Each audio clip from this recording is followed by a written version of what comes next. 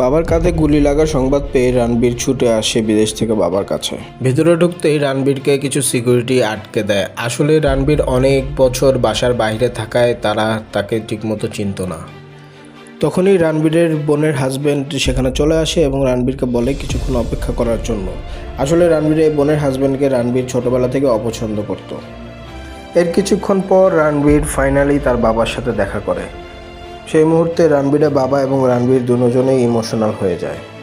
এর কিছুক্ষণ পর রণবীর তার বাবার বিশ্বস্ত ম্যানেজারের সাথে বাহিরে বের হয়ে যায় এবং তার বাবাকে কারা অ্যাটাক করতে পারে এই বিষয়ে আলোচনা করতে থাকে। ম্যানেজার জানায় কারা অ্যাটাক করেছে এই বিষয়ে কোনো ক্লু পাওয়া যায়নি, কিন্তু কারখানার শ্রমিকরা এই বিষয়ে বেশ আতঙ্কিত হয়ে পড়েছে। তারা কারখানার সব কাজ বন্ধ করে রেখেছে।